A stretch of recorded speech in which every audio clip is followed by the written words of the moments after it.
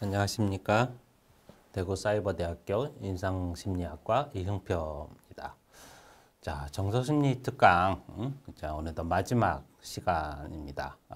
이 시간에는 이제 감정의 시대, 정서의 치유, 감정의 치유라는 주제를 가지고 마지막을 같이 해보도록 하겠습니다. 자, 지금까지 우리가 감정을 다뤄왔지만 감정은 참 난감하죠. 다루기 어렵습니다. 다룬다는 말도 사실은 이상해요. 좀 어떻게 대하고 만나야 될지 잘 모르겠습니다. 신경증적 장애는 정서의 장애죠. 우울, 불안, 공황, 강박, 외상후 장애. 거의 대부분이 정서의 장애입니다. 또 혹은 감정의 연장이에요. 그래서 치료자들은 언제나 이 감정이 늘 숙제였어요. 자, 이 감정은 치료 장면에서 빼놓을 수가 없거든요. 상담 장면에서 빼놓을 수가 없어요. 근데 이 감정을 어떻게 대하지? 언제나 숙제였어요. 치료자들에게도 난감했습니다. 저 역시 항상 난감합니다. 할 때. 그래서 우리는 감정이 얼마나 중요한지 알아요. 치료자들도 다 압니다. 때. 근데 정작 감정을 어떻게 대해야 할지, 어떻게 만나야 될지, 다뤄야 할지 잘 몰랐던 것이죠. 난감하고 까다롭고 나 또 난감합니다. 그때. 자, 세상 사회는 두 가지 현실이 있습니다. 하나는 일어난 사건이에요. 사건. 예를 들어 이별을 했다든지, 직장을 잃었다든지, 또 어릴 때 돌봄을 받지 못했다든지, 이런 사건이 있어요. 자, 그거는 실제로 일어난 사건, 외적 현실이죠. 또 하나는 그 사건에 따르는 마음속에서 일어나는 현실이 있어요. 그걸 우리는 정서적 현실이라고 부릅니다. 그러니까 두 가지의 현실이 있는 것이죠. 마찬가지로 이해 방식에도 두 가지 이해 방식이 있습니다. 하나는 실제로 일어난 사건을 다룰 것인가. 또 하나는 그 사람 마음속에서 일어난 감정적 현실, 정서적 현실을 다룰 것인가. 이 두 가지의 숙제가 있는 것이죠. 자, 또 다른 측면에서 본다면 두 가지 이해의 방식, 마음을 다룰 때도 두 가지의 방식이 있습니다. 하나는 지적인 이해의 방식이 있어요. 자, 옆에서 보면 설명하죠. 싸우고 떠들고 설명합니다. 할 때. 자, 이렇게 뭔가 인지적으로, 지적으로 이해하려는 그런 설명들. 이제 과학적 방식이라든지 군대식의 방식, 회사에서 일하는 방식이 그런 걸 거예요. 문제 해결을 하는 거죠. 먼저 머리로 지적으로 이해를 해야 되니까. 또 하나는 그 사람 안에서 일어난 감정을 다루는 방식이 있습니다. 이게 슬픔인지 웃음인지 놀람인지 기쁨인지, 자, 거기에 초점을 맞추는 방식이 있습니다. 자, 어느 쪽에 방식에 초점을 맞출까요? 어느 쪽의 방식을 채택할 거요? 자, 거기에서 정서적인 현실에 초점을 맞춘다면은요, 심리학에서는, 심리치료에서는, 상담에서는 정서적 현실에 초점을 맞춥니다.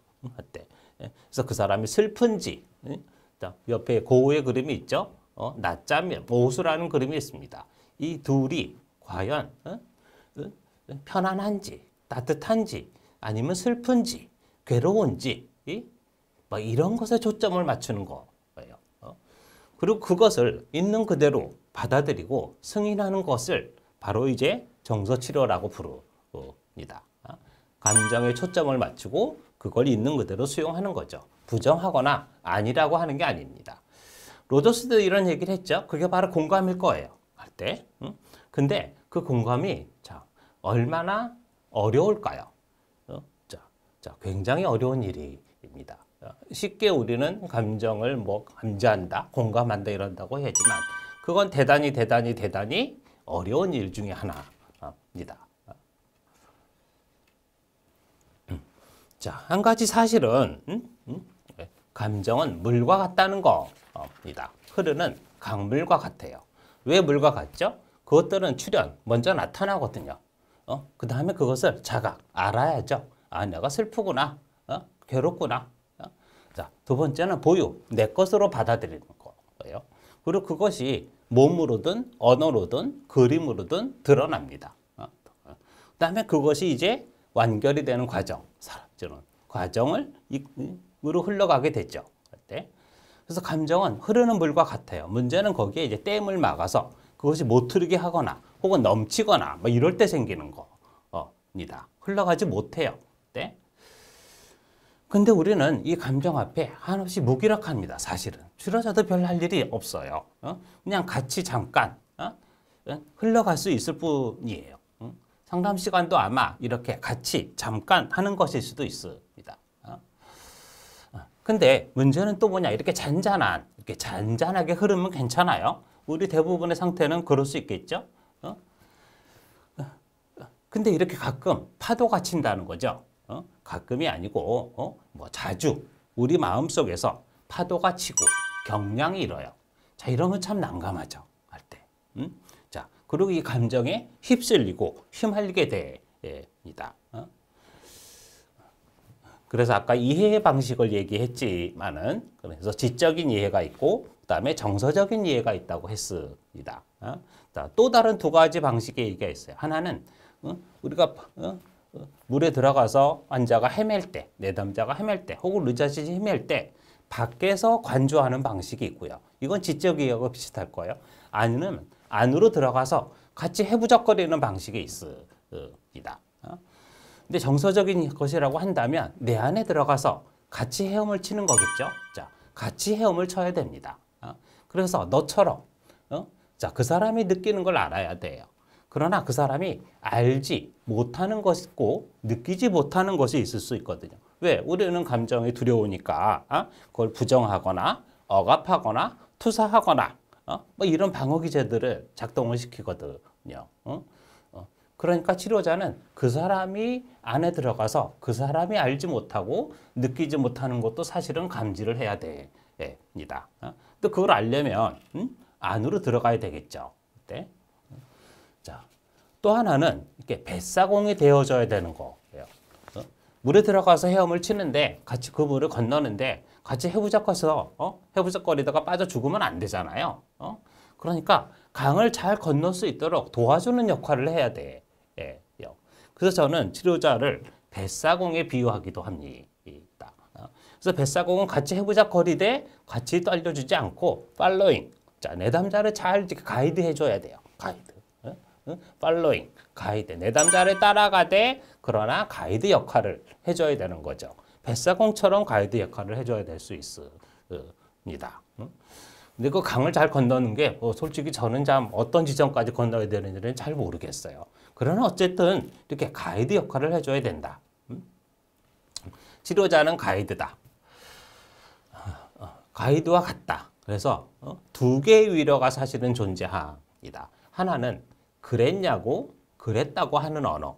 두 번째는 아니라고 그랬다고 하는 언어. 이 두 가지 위로의 방식이 존재해요. 자, 그랬냐고 그랬다고 하는 언어는 치료자가 먼저 건네는 언어예요. 할 때. 그랬어? 내담자가 그걸 받아들이죠. 치료자가 먼저 건너가는 언어이다. 근데 아니다 라는 것은 내담자가 건네는 언어예요. 자, 이건 부정일 수도 있지만 부정이 아닐 수도 있습니다. 아니야, 바로 이거야 라고 그것을 내담자가 찾아가거나 알려주거든요. 그래서 그랬냐와 아니라는 서로 왔다 갔다 하는 언어예요. 내담자가 부정한다고 해서 상대방이 부정한다고 해서 내가 틀렸었겠죠. 그 경우에 그걸 너무 두려워하지 마세요. 자, 그랬냐? 아니다. 그랬다. 자, 두 가지 위로의 방식 어떤 거든 좋습니다. 자, 이런 측면에서 볼 때 정서적인 어떤 접근의 목표는 사실은 뭐 제가 여러분들에게 어떤 기법이나 전략을 이 시간에 소개하는 수단은 아닙니다. 네, 그냥 마음의 자세, 어떤 태도를 얘기할 뿐이에요. 그래서 사실은 정서치료의 목표는 감정을 없애는 게 아니에요. 불편함을 없애는 것도 아닙니다. 그냥 마음의 근육을 더 키우는 겁니다. 그걸 심리학에서는 회복 탄력성, 강건성, 리질런스라고 부릅니다. 그러니까 불편한 거, 뭐 나쁜 감정, 뭐 괴로움, 고통 이런 것들을 견디고 참아내는 힘을 기르는 거죠. 그래서 우리는 헬스장에 가서 근육을 키우지 않습니까? 네? 사실 인생의 고통이라는 것은 덜해질 수 있을 뿐이지 없앨 수 있는 게 아닙니다. 어때? 자, 그걸 우리가 견디는 힘을 기를 수 있을 뿐이죠. 자, 그래서 정서 치료의 목표는 마음의 근육을 키우는 것과 같다. 그래서 정서를 연구하신 분들이 이런 얘기를 하시는 경우가 있습니다. 정서는 이렇게 흘러가는 물과 같으니까 순간적이고 일시적이야. 이렇게 얘기하시는 분들이 있거든요. 근데 저는 그런 연구자들의 말에 동의하지 않습니다. 감정이라는 게 과연 순간적이고 일시적일까? 그렇지 않다라는 거죠. 제가 보기에는. 아주 오래 지속되는 그런 감정들도 있습니다. 고흐의 슬픔이란 그림을 보시면 이분이 뭐 그냥 하루 왔다 하루 간 게 아닐 거 아니에요. 이 슬픔이요. 고흐는 우울, 알코올 중독, 정신병까지 갔습니다.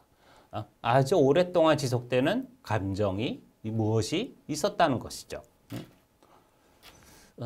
우리가 전 시간에 보여드린 캐테 골비체의 과부라는 그림이죠. 그래서 아들을 잃고 손자를 전쟁으로 잃었습니다.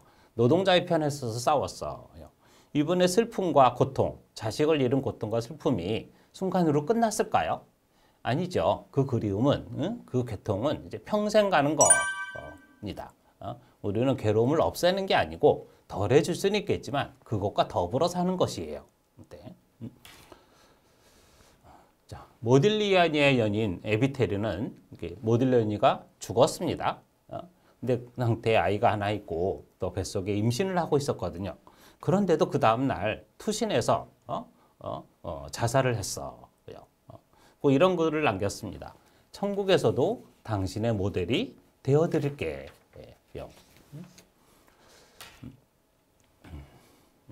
자, 정서는 과연 순간적이고 일시적일까? 저는 그렇게 보지 않습니다.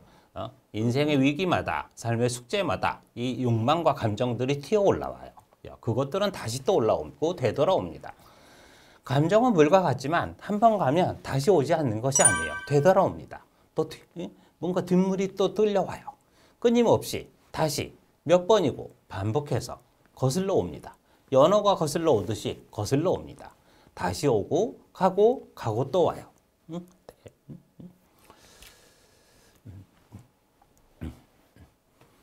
그래서 저는 그 치료인가 치유인가 하는 말을 할 때 좀 치유라는 말에 대해서 좀 뭔가 좀 난감합니다. 이 말도요.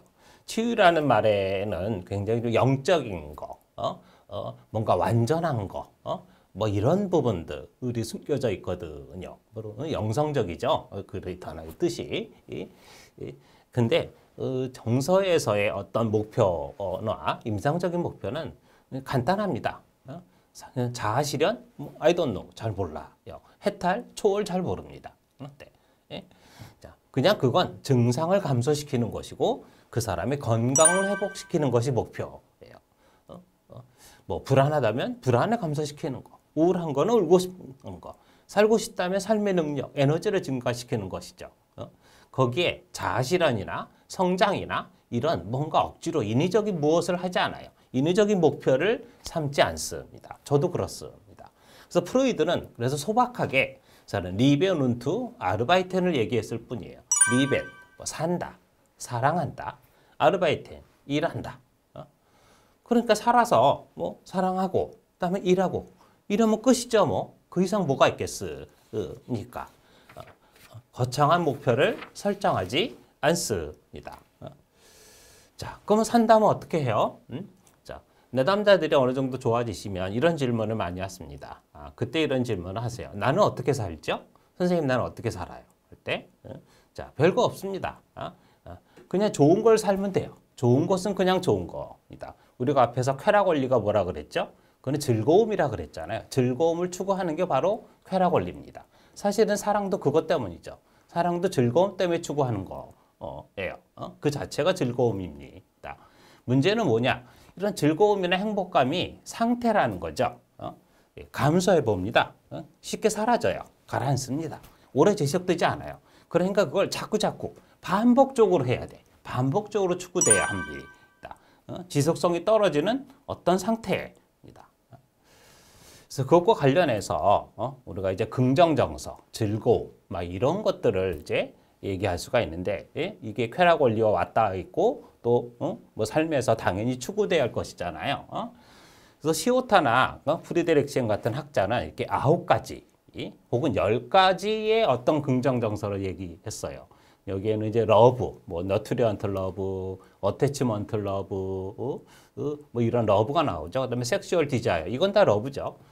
그다음에 컨텐츠먼트, 만족감, 뭐 어뮤즈먼트, 즐거움, 놀이, 뭐 이런 것들이 나오잖아요. 라이킹, 뭐 플레이저, 즐거움, 쾌락, 뭐 이런 것들이 나오죠. 그다음에 오, 경외심, 프라이드, 자부심, 뭐 이런 것들이 나옵니다.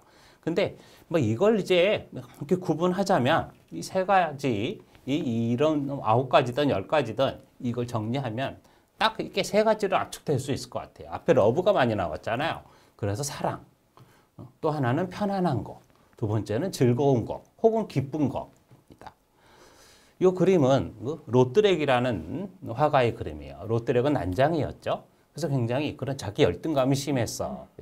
그래도 이 로트렉의 침대라는 그림인데 여기서 굉장히 편안하죠. 이 편안함은 괴로움이나 이제 부적 정서가 없는 상태예요. 불안하지 않거나 또 이런 괴롭거나 이런 게 없는 상태입니다. 그러니까 이거 즐겁대, 이 각성도가 낮은 상태. 이제 그 잠잘 때 사는 상태랑 비슷하죠. 네? 그래서 우리가 침대에 누워 있을 때 이렇게 로트렉의 침대처럼 그 침대에 누워서 좋은 사람과 있을 때, 휴식을 취할 때, 책을 볼 때, 음악을 들을 때. 그래서 이때는 졸립게 되죠. 잠이 옵니다. 자, 이런 편안함이 우리 에너지를 회복하게 만들어요. 두 번째 상태는 즐거움입니다. 즐거움. 즐거움. 다른 말로는 기쁨이라고 합니다. 이것은 좋은 것이되 각성이 높은 거죠. 할 때. 자, 이중섭의 그림에서 아이들과 아내와 같이 이렇게 뛰어놀고 있지 않습니까? 즉, 놀입니다. 여기에 필요한 거는 뭔가를 추구하는 거. 근데 뭘 추구하죠? 좋은 거, 즐거운 거. 그러니까 놀이가 수반이 돼야 되겠죠. 자, 이런 즐거운 상태는 우리가 갈망하는 바람직한 상태고 당연히 추구돼야 될 상태로 받아들여지죠. 이렇게 우리는 가만히 있다고 사실은 즐겁지는 않아요. 뭔가를 해야 됩니다. 즐거운 거, 놀이를 찾고 추구해야 돼요. 그래서 즐거워지고 행복감이 증진되고 웃을 수 있는 것이죠. 자, 그것과 관련된 여러 그림들을 제가 좀 찾아봤습니다. 그럼 우리는 언제 즐거울까? 우리는 언제 재밌고 즐겁고 편안할 수 있을까? 에바 알머스는 이렇게 가족 그림을 많이 그리셨어요. 네. 예? 그래서 여자분들이 좋아하는 화가라 그랬잖아요. 예? 근데 이분의 그림에 빠지지 않고 등장하는 게 아이들, 그다음에 꽃, 그리고 같이 개나 그런 반려동물, 그다음에 인형 이런 것들을 안고 있는 그림이에요. 그래서 꽃을 여기 여성분들은 꽃을 다 꽂고 있죠. 뭐 하나씩 안고 있잖아요. 자, 또 등장하는 게 이 남편이에요. 에바 알머스의 중에 좋은 것 중에 하나가 이 대머리 남편이 꼭 등장합니다. 여러분 대머리 남편이 있으신가요? 황주리의 그 식물학이라는 그림이에요. 자, 이 그림도 에바 알머스는 참 편안하죠. 거기에 이제 식물 속에